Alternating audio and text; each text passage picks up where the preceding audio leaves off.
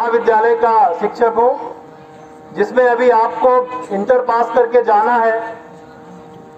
लेकिन प्यारे विद्यार्थियों, मुझे ये कहते हुए जरा सा भी संदेह नहीं है कि जब सरस्वती वंदना हो रही थी तो इस प्रांगण में बैठे हुए विद्यार्थी, हमारे छात्र और हमारी छात्राएं जिस तरह से पूजा की स्थिति में मां सरस्वती को स्मरण कर रही थी, वो मेरे कैमरे में भी कैद है। उसको देख के ऐसा लग रहा था कि इन्हीं विद्यार्थियों में से कोई छात्रा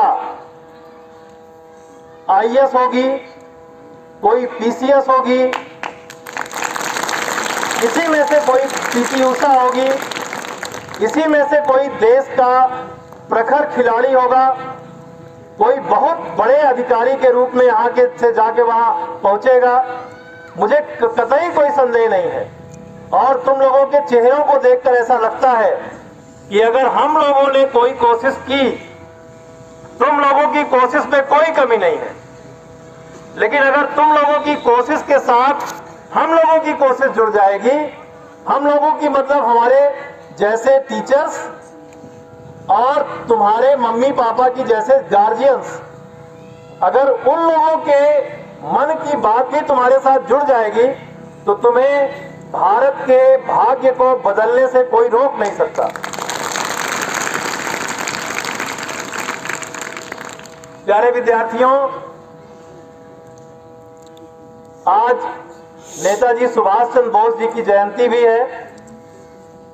एक ऐसे महापुरुष की जयंती है जिन्होंने देश को आजाद कराने के लिए अपना सब कुछ निछावर कर दिया।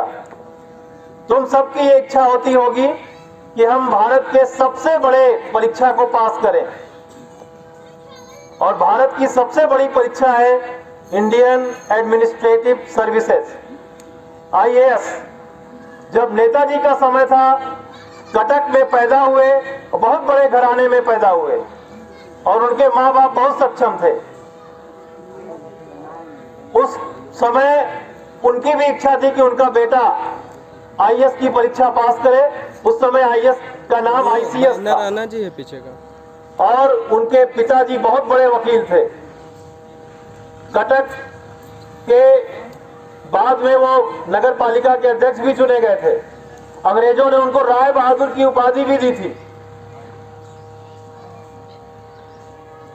इंटर पास करने के बाद जब वो बीए में गए प्रेसिडेंसी कॉलेज में कलकत्ता में, तो वहां पर एक अंग्रेज शिक्षक से दुखी हो गए।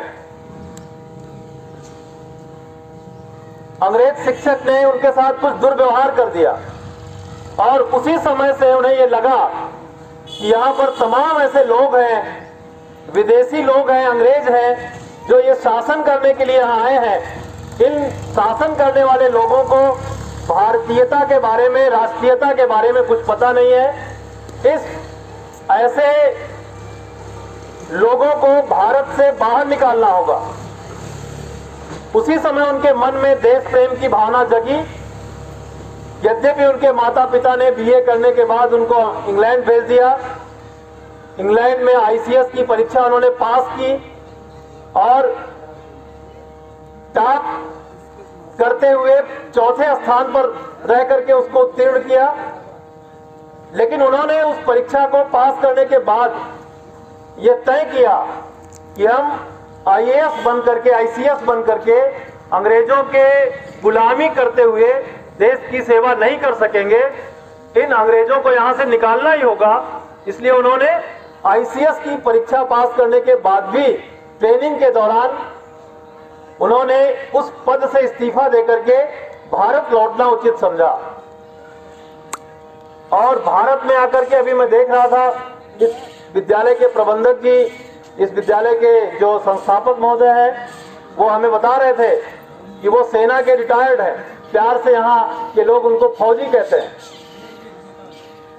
यहाँ जो बच्चे दिख रहे हैं वो फौज की भी ट्रेनिंग ले रहे हैं। और जो विद्यार्थी अभी दौड़ रहे थे, उन विद्यार्थियों को देखकर ऐसा लगता है कि ये ऐसे रनर हैं जो बड़ी बड़ी प्रतियोगिताओं को जीत सकते हैं। यहां से इन्हें ठीक तरह का गाइडेंस देने की जरूरत है। और और मैं बहुत ज्यादा शुक्रगुजार हूं अपने संगठन मंत्री महोदय का, आदरणीय हरदेव जी का, जो इस जगह पर आकर के यहाँ के लोगों को प्रेरित करने के लिए भरसक प्रयत्न कर रहे हैं। मैं पूरी अखिल भारतीय विद्यार्थी परिषद की टीम को बधाई देना चाहता हूं कि वास्तव में यह वही क्षेत्र है जहां से देश को बहुत सारे प्रतिभाएं निकल कर आने वाली हैं। विद्यार्थियों, मेरा मन बिल्कुल नहीं भरा है, मैं यहाँ बहुत देर तक रहना चाहता हूँ, लेकिन हमारे साथ एक डिसिप्लिन की समस्या है। हम एक मीटिंग में मुझे 3 बजे कॉलेज पहुँचना है, इसलिए मैं अपनी पूरी बात आपके साथ शेयर नहीं कर पा रहा हूँ और दोबारा इस प्रबंध तंत्र से, अपने अखिल भारतीय विद्यार्थी परिषद के अमित जी से और संतोष जी से निवेदन करता हूँ, खुद ही मैं कहना चाहता हूँ, आग्रह करना चाहता हूँ कि दोबारा मैं पुनः यहाँ किसी कारण से आऊँ। नहीं आप बुलाएंगे फिर भी आऊँगा।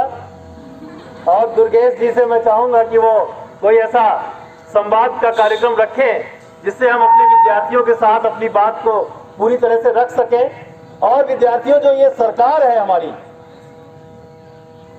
मैं एक शिक्षक हूं, किसी सरकार की तारीफ करना मेरा काम नहीं है, बिल्कुल नहीं करना चाहिए, लेकिन मैं अपने को रोक नहीं पाता हूं जब मैं देखता हूं कि इस सरकार के आने के पहले क्या हाल था और इस सरकार के आने के बाद क्या हाल हो गया। प्यारे विद्यार्थियों, मैं शिक्षा शास्त्र का विद्यार्थी हूं और शिक्षा शास्त्र में मैं ये पढ़ाता हूं, वैदिक शिक्षा, बौद्ध शिक्षा, मध्यकालीन शिक्षा और आधुनिक शिक्षा।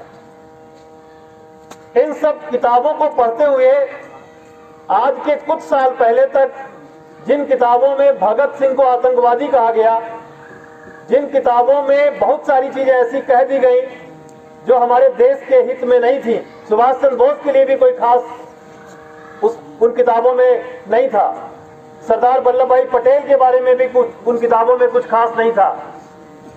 यह जो केंद्र की सरकार है, इसने हमारे भारतीय संस्कृति के पुनर्स्थापना का कार्य करते हुए तमाम सारे परिवर्तन किए हैं। और विद्यार्थियों, अगर तुम लोग जरा सा मौका पाओ इंटरनेट के प्रयोग के साथ, तुम लोग इंटरनेट पे फेसबुक और व्हाट्सएप में समय व्यतीत करते होंगे। वैसे मुझे लगता है कि यहाँ के विद्यार्थी ऐसा नहीं करते होंगे, क्योंकि आपके चेहरे ऐसे नहीं हैं। आपको जब भी कभी मौका मिले तो